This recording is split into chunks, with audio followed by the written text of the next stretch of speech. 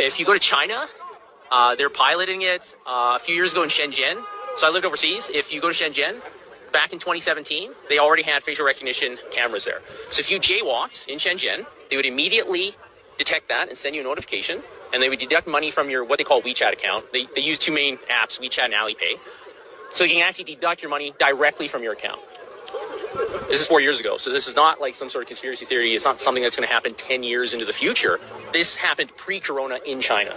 And so this system in China that exists is extremely advanced. They can detect if it's a man or a woman. They can guess your age. They can detect what kind of car model it is, who the manufacturer is. This is a sort of technology that we see in all these dystopian sort of films and whatever.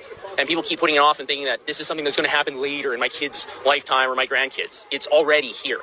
And if this gets implemented anywhere, especially in a Western nation, it's not going away. Israel is already talking about the fourth shot.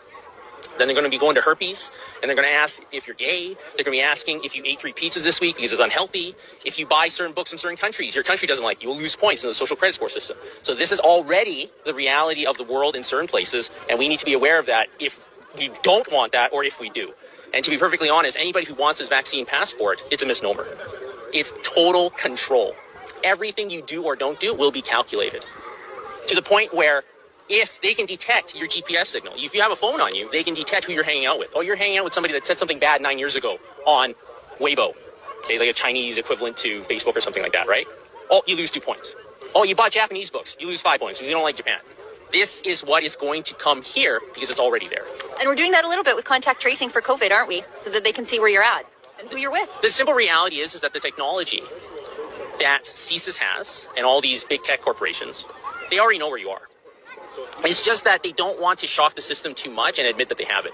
Edward Snowden revealed all this back in 2013. He fled to Hong Kong. They wouldn't keep him there, so now he's in Russia. Yeah. But the NSA has all of your information. They know your Google searches from like February 9th, 2004 in a bunker in Colorado. Help me, Rhonda. Right? They have all this information. So, but they don't, like in the US, they have the Fourth Amendment. They're not supposed to track you forever.